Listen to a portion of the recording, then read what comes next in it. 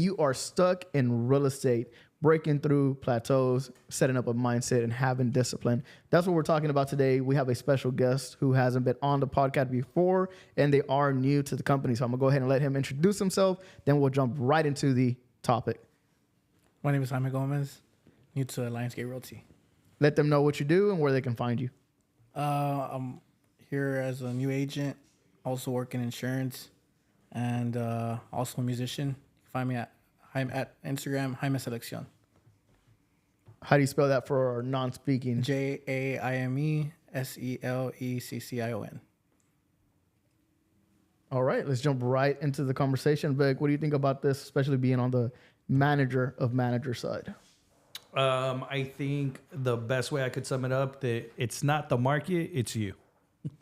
Agents get in their head a lot, and they're not stuck because of the market or tools or anything. They're just kind of stuck because they're not sticking to their habits, and more than likely they haven't built useful habits in this business.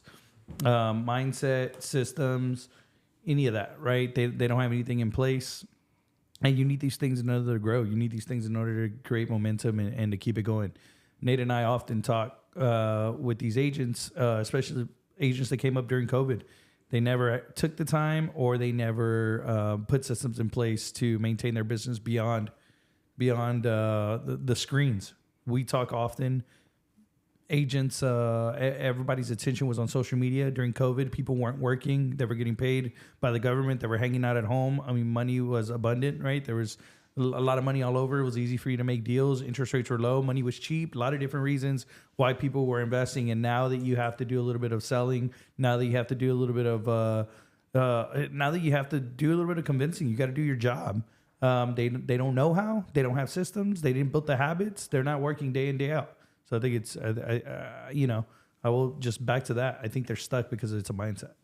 I do think that it's the main thing, going back to what you said about useful habits. I was reading the book Atomic Habits, and one of the things that I really pulled from it was this line where it's, you don't rise to your goals, you fell to your systems. So having useful habits or systems in place to get you to where you want to be, or even doing the things that the future you would be doing, who's in that position of being successful, whatever it may be, that's what you need to do today, in today's current time frame. Like, you just can't start doing it little by little. You have to start doing those things now.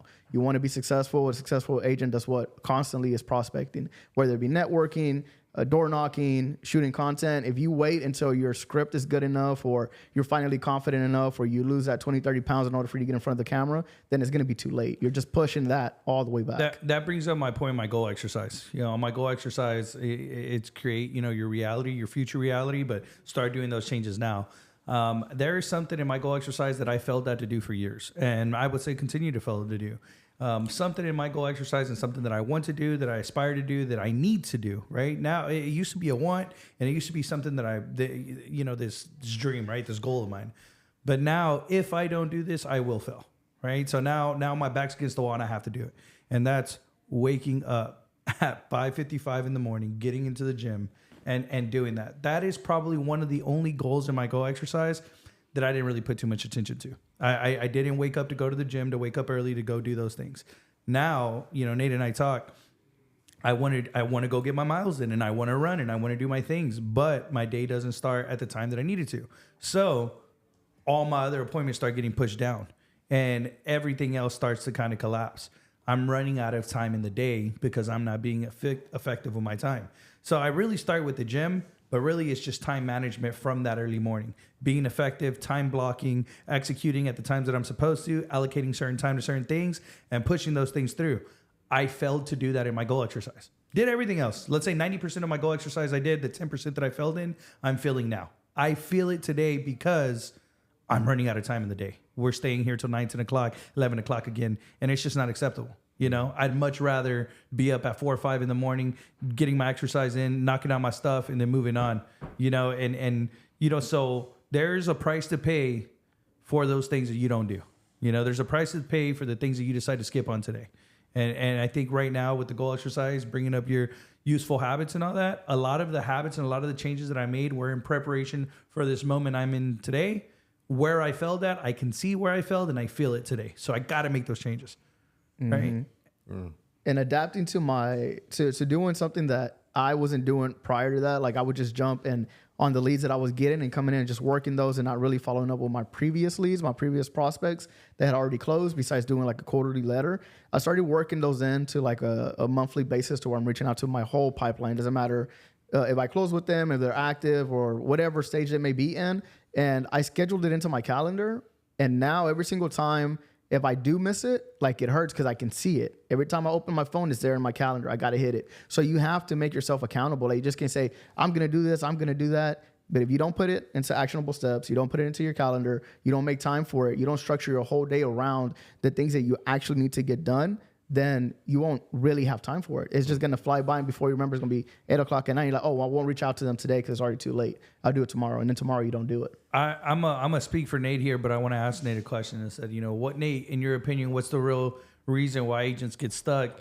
And speaking for Nate, Nate's currently dealing with two of his top guys being hard-headed about the market. So what is the real reason why the agents get stuck? What is, obviously refusing to listen, ignoring guidance? I mean, what is it? It's pride. It's arrogance. It's all the stuff that I teach not to do, right? I always say, be humble, know that you don't know everything, right? Even myself, like I'm sitting, whenever I speak about things, I speak in absolutes about what I know, right? Not about what I feel. Whenever I say things that I feel, I say, well, you know what? I feel this or I feel that, or and I even use the words, I don't know. I don't know what's going to happen. I don't know where we're at. And I think that comes with, Giovanni said that the market has shifted and it's time to be salesperson, right? And that's like a blanket statement, right? You have to be a salesperson. Okay, well, what is a salesperson, right? Well, is a salesperson somebody who convinces you to do something you don't want to? Yes. No, it's not. It's not. And you know, if you're a car salesperson, what you see, that's you're selling used cars. And you see that's the problem. That's the problem. The problem is that it's everybody thinks that a salesperson is convincing you to do something that you don't want to do, and that's not it at all. A salesperson is there to help you weigh the pros and cons of what you are looking for. It takes a lot of skill to be a salesperson. But one of the biggest things that a salesperson is take away objections. It's usually the person thinking out loud, and the salesperson will give you resolutions that will help you navigate through whatever you're trying to do. And so a skilled salesperson will not make it feel pushy, right? And what ends up happening, and this is what I always say, right? There's people that are natural salespeople, right? I do believe that. Now, there's a lot of the people that are natural salespeople, not everybody knows how to maximize their sales career. And the reason that is because not every salesperson knows how to take a no, okay? And when I say that, I mean, like, you ever seen a boxer? Whenever there's a boxer boxing, it doesn't matter how good you are, right? You're gonna get hit. You're gonna get punched. Yeah. And you got to learn how to take that hit. And so when you're a salesperson, you have to learn how to take that no. And if you take that no, with a bad attitude, if you take that no with insecurity, if you take that no with any other thing than a positive attitude, or to try to turn around that no, you're going to be met with exactly, in other words, they're going to match the way you act. Right? Yeah. And then if you start matching them and they're matching you, you're just going back and forth, And that's one of the things that you have to change when you become a salesperson. And I think that's what the biggest problem is right now with realtors, is that being a salesperson has such a negative a spin to it that they don't want to be called salespersons. They don't want to be called sales. No, I'm not sales. I'm a consultant. I'm a whatever. They say a whole bunch of stuff, right? And it's like, no, you're a salesperson, and you need to learn to sell. You need to learn to help this person go through all of the objections, And the thing too is, I always tell people, whenever you walk a house and a person walks in and says, "Oh no, this is not it, I'm gone," that person absolutely does not want that house, and there's no need in you wasting your time in it. Sure. But when a person's walking through a house and saying, "Oh man, these cabinets I don't like the color. Oh man, the floors, they're scratched up," when they start saying those things, you know what that means? That means that they like the house, and these are the parts of the house they don't like. And then you have to talk to them to try to explain to them if they're really a big problem or if there's something that could be fixed. Yeah. And that's the sales part. No, you could buff these floors are really good. They're, they can be buffed out. The cabinets, you could paint them. Yeah. You could you go through your Just whole wants spin. versus needs, Yeah, right? definitely. Wants versus needs. And so I just think that what everybody, I mean, like you're saying that right now the market has slowed down, because during COVID you didn't have time to learn to be a salesperson. Yeah. You didn't have time to freaking learn to be anything. And so what's happening is that during COVID you were meeting 3 people and you were closing all 3. Yeah. Now you're talking to 10 people and you're closing 1. And Sure. so you feel like you're losing, you feel like you're failing, right? So what happens is that when you don't have a broker, right? And I honestly, right, since you've been doing all these interviews, Vic, I honestly did not know how many people. I mean, I thought somebody said they never met their broker. Yeah. I was like, what? Like, how are you never gonna meet your broker? And I just didn't understand how many people just don't have the guidance, don't have the know-how, or don't have like They don't have communication, they don't have support, they don't have guidance, they don't have anything. Nothing.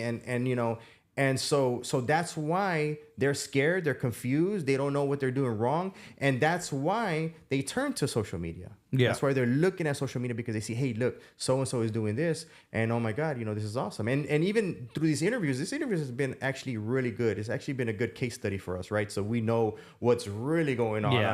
I mean, because we even look at some of these people like, wow, we're like scratching our heads. How is this brokerage making money if they're doing all that? Yeah. I said, how are they giving tequila bottles to everybody? How they doing this? How they doing that? Right. And so you start interviewing the realtors and you're listening to the stuff that's going on, and you're like, oh, wow. Okay. So then you're not a top producer. Yeah. Okay. So where'd you get all the money to? Oh no, it was their listing, and I just closed it, and they made me go over there and do the show because I have 1,000 followers or 1 million followers. Yeah. I'm like, wow. Okay. I mean, it's the strangest thing. I mean, they're playing a different game. It's branding. It's reaching their followers. They're using them, right? But we've known that. I've known that. I've known that brokerages in general, looking back at other companies, why we never aligned with them and why we never went any other place built our own is because I realized really quickly that brokerages were using agents, right? Yeah. If I could put it, short and sweet, brokerages are using agents for their sphere of influence and then not helping them beyond that. We're not looking to just have a couple sales here and then your business will drop off. We're looking to help you grow in the future and to keep going until that. But I think even Jaime, you can speak to this. I know that you're leaving the insurance side and joining into this real estate portion. I think you could definitely talk about the sales process and getting stuck and kind of not being able to get going again. What are some tips or what are some things that you did to get going again if you had a slow month or if you lagged or if something happened? Yeah, I mean, I think for y'all guys are talking about the COVID situation in real estate. Well, obviously I wasn't in that situation because I just got onboarded, but same thing in the insurance. I mean, it wasn't really, there was so much traffic that I never had to even prospect on my own. It was so much traffic coming in that now that whole era has kind of faded away. You have to basically start actually doing the prospecting and the follow-ups and trying to get new leads. And you actually really have to do that work. And I think it's kind of it's in the similar situation. Yeah. And yeah, I mean, I think right now, you kind of have to, like how Nate said about that, change that mindset that you're not a salesperson. You have to basically talk to the customer and change that mindset to know that they're calling you for a reason. Yeah. You're there to help them. Yeah. You're not doing as a sell for yourself. Yeah. So Jaime is a this is really odd for me. I've never seen it before, because usually whenever the real estate market cools, all the real estate agents run to the insurance side, and you've done the opposite. The insurance market cooled, and you ran to the real estate side. So I mean, Yeah. what? I mean, Where's the correlation? I want to pick your brain here. What made you want to come to the insurance side? I mean, to the real estate side from the insurance side. I guess because I didn't see it really that way. With the insurance, I was building a lot of relationships, and I wanted to kind of expand and see what I can do with real estate, since it's more of a one-on-one type of relationship. So I still wanted to be in the sales, but I wanted to just basically change the atmosphere. Nice. And I think ultimately, you know, it's a level up. I'm not going to say that insurance or real estate level up or down, but that customer service experience does level up on the real estate side. You take I more agree. control of the situation.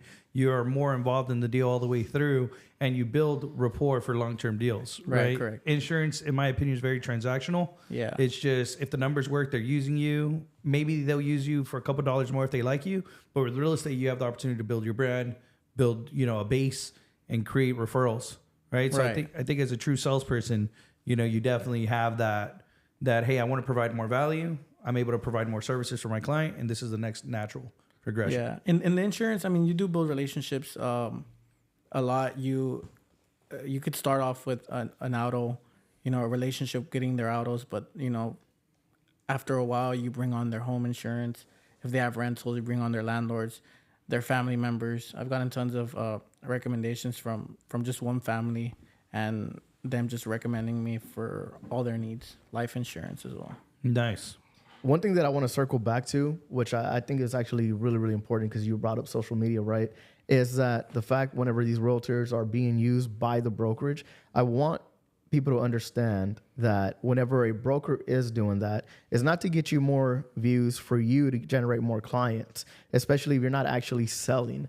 It's for them to use you to generate more realtors for their company. Mm-hmm. So you might think that you're getting more views on a closing that's supposed to be yours, and you think that's how you're going to get more luxury listings. But if you look at the people who are actually using social media to generate business, they still have to sell. They're speaking to the person who's looking to buy. They're not just walking through a house or putting up a for sale or just sold or just listed sign on a picture on their Instagram, right? They're actually selling on their Instagram. So whenever a brokerage is using you and just highlighting you as a person who sold because of all the followers, they're trying to pick up a bunch of other people who are thinking about becoming a realtor, and that's what they're using you for. It's not necessarily so you can pick up more luxury listings or listings in general, because whenever you just posted just sold, it doesn't necessarily mean that you know what you did. And everybody who's watching understands that now. Social media is not a secret, right? Everybody knows that they're using people for as pretty much as advertisement. Everybody knows that. The general public understands that now. So the people who are using social media right are the ones who are using social media and they're still selling on social media.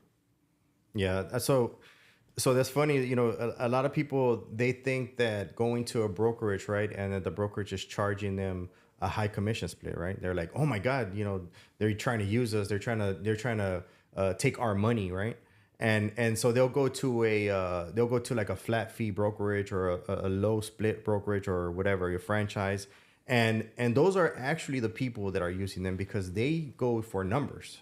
They go for numbers.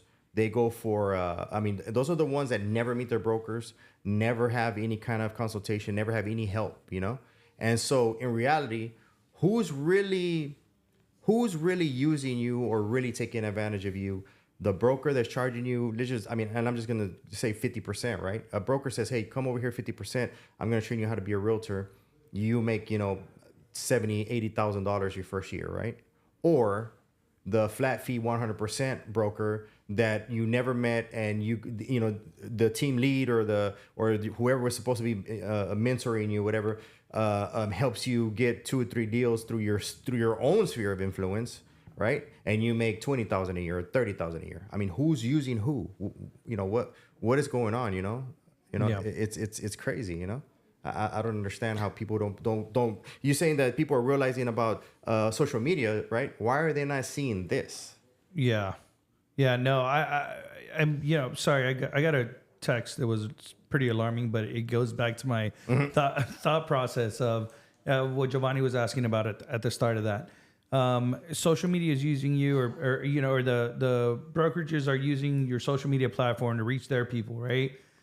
The brokers are also doing something strange that I haven't seen in a long time. When I started in new home sales, I was trained by an older sales guy, and he would go around the community and he would put sold lots on lots that were not sold, right? And it was to create a buzz, to create urgency, to like, oh, there's a lot of houses selling here, let me buy them, right?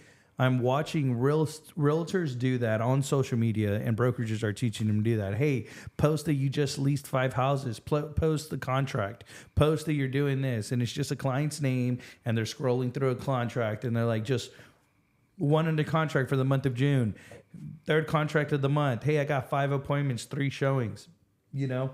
And I laugh because if you follow their production, or maybe this person's like switching up, you see that they never really closed anything. They're just using that to generate buzz, to look busy, to look like they have clients in order to get, you know, clients, you know, to give yourself busy work. I feel that that is no different than you actually going to do the job. There's no difference in you actually going to tour the properties. No difference in you actually connecting with sales counselors. You don't have to lie about it. You have to do the job. And if you do the job, then you're able to make money and you're able to get clients. And that's something that I've never really like stood for here.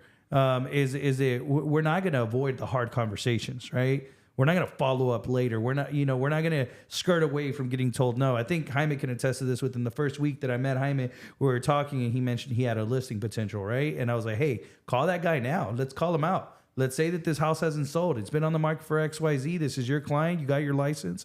Get your deal back, you know? Hey, be straightforward. Don't beat around the bush. And I'm putting you in a position to hear the yes or the no. And honestly, it may hurt. It may not feel good. You may be put in a bad situation, but ultimately you make that decision. You see where you stand, right? And you decide whether you want to keep spending your time on that client or not. So we don't avoid those hard conversations, right? We're not reactive, right? We're proactive. Shout out to Jaime right here at the office today, trying to be, you know, proactive instead of being reactive when his client's upset for whatever's going on. You know, and that's the culture. Those are the people that we want. That's how we want to build this business. So when I look at the brokers and they're using social media and they're doing these old sales tactics now on social media that ultimately are still going to not work. They're going to fizzle out. It's not going to create the buzz. You know, you get this false sense of, oh, I'm doing something, but you never really do anything, right? You need to go out there and sell the dang house. You need to get out there and do the stuff, right? Just stop acting like you're doing it. You know, at least that's my take on that. You have a different take? No. What I'm starting to see, what Vic is saying is true, but I think what a lot of people don't understand, people within our business, is that the public is pretty much hip to all of these little quote unquote scams, right? Or faking the funk, right? They're pretty much hip to it. I've had a few people call me and they're like, oh yeah, you know, I went through your transaction history that's on hard because that's public. Everybody knows what you're doing. Like you can't really lie about it. And even then, right? Like it's okay. Like one of my realtors was telling me the other day that they sat down and talked to somebody who had just terminated their listing and they were interviewing newer realtors. And this realtor here, well, they're pretty new. They haven't been in the business too long. And they were like, oh, well, you know, I don't know what I'm going to tell them or whatever it may be. And I was like, don't lie to them. I was like, you can tell them that you're new in the business and you haven't done so many deals. That's fine. But you can call your manager who's going to help you guide you through your whole process and they'll pick up right now, which is me. I was like, I'm here. I have the 8 years of experience or whatever it may be. And we have a whole team and we all work together to get this property sold. It's like, you don't need to lie. Going back to what Vic was saying, if you're new, that's okay. Use it as your strength. I'm going to be here and I'm going to be at this property 24/7, making sure that this is the one that gets sold because this is the only one I'm working on. I am new. It's okay. And I also have my manager for my experience and I have my broker and we all work together as a team. And I think that's the important part. You don't need to lie in this business. Yeah. That's absolutely true. You know, you can't sit there and make everything your fault, right? If their payments are XYZ, that's not your fault. The fault of the payment is either the price or their interest rate or whatever their credit score is, right? We don't know, right? We have to go to the taxes might be higher there, right?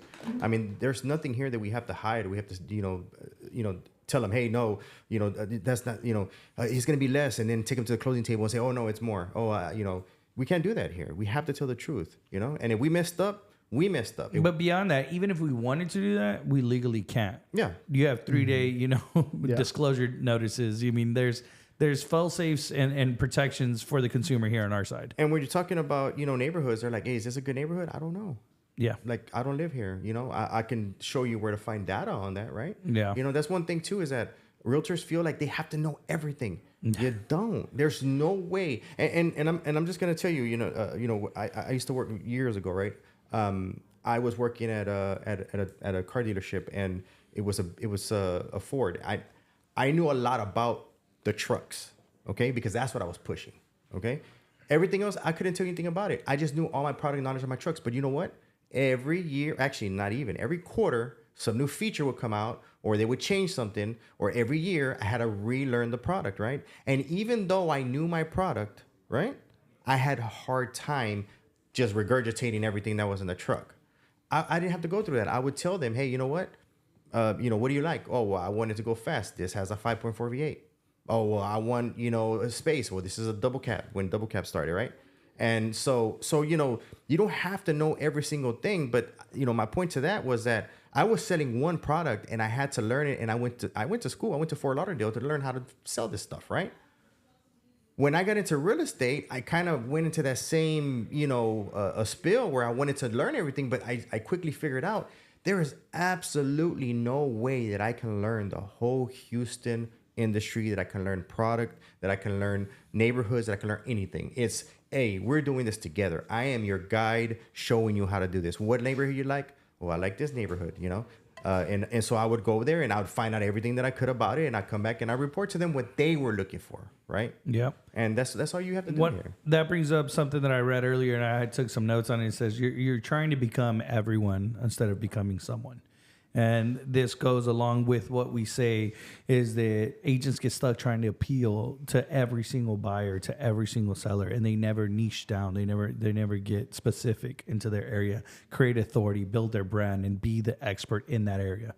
So I do truly say that if you don't learn anything from us and you don't take anything from anything we've ever said, is you take that is that you're not going to be successful in this business if you don't create authority and pick an area. You need to be consistent in an area. You need to create authority. You need to be the go-to person in that area, right? Nate's been in Spring for over 15 years, and I've been here for maybe 4, and I just showed him 2 really cool spots in the last year. So maybe one day he'll show me something cool over here. Nate gatekeeps because he don't want to see you there. I gatekeep because That boy don't gatekeep nothing, bro. He tags everything, invites everyone over there. I don't gatekeep. I don't gatekeep, but I don't tell everybody what the heck is going on out here. They're trying to make it an actual bullpen. They're doing push-ups over there. That's tough. Dang, okay. All right. No. So, Cam, get on his back. so I don't gatekeep. Whenever I find a really nice place, I will tag it because I want people to know that it's a nice place. That place, I tagged it like probably 7 years ago. Before they even opened the common bond, I think. No, you know what Nate actually does? He doesn't gatekeep. He prices you out. So Yes. if it's expensive enough, he knows more people can't afford it. Yes. He'll put it up. Yeah. Yes, I do. I will spend a lot of money on food. I go for happy hour. He's Dang. never there. And I go for happy hour. that's when I don't go. I don't He go said he during goes happy after hour. 6. I don't know of any happy hour places. If you want to invite me, I'd love to go. What about you, Jaime? You dropping money on food or what? Sometimes. We hit the Taco Bell down the street on the way He home. goes to the Michelada spot. Nah. Dang. Yeah. All right, guys. Well, that was a great podcast. Jaime, I'm going to go ahead and let you exit out first. Let them know what you do and where they can find you. I'm a new sales agent here at Lionsgate Realty and also do insurance. And I'm also a musician. You can find me at Jaime Selección. What do you play? What instrument? The Bajo Quinto. Bajo Quinto? What is that It's like a in English? 10-string guitar. Oh, the one that does that, bro. Like No. Gitano stuff. That's a requinto. Do you got it on you? You got it on you? Can you You ain't a real one then. Yeah. do you sing? I also sing. Let me see. Throw Hey, he Do a said little throw song. Do a little some. Come on, song. throw a bar. Nah, Come nah, on. nah. Is it Hey. what is it called, Giovanni? A bar or a That's a rap. a rap? That's Go, a come rap, on. bud. Nah, I don't. Oh, le hago la lucha. I don't really sing. Nah. All right. Go ahead, Vic. My name is Wah, wah, wah. Victorino Cortez. I am the president here at Lionsgate Realty. We are hiring. We are recruiting. We are looking for you. My name is Nathan Valderas. I'm the master broker here at Lionsgate Realty. I just want to let you know that we are not in a buyer's market yet. And I am Giovanni Frank, your gracious host here at the HBR podcast. You can find us on YouTube every single Thursday. And yeah, feel free to join whenever you like. Feel free to reach out to us. Our information is down below. And never forget, be proud of being an American. Until next time. USA.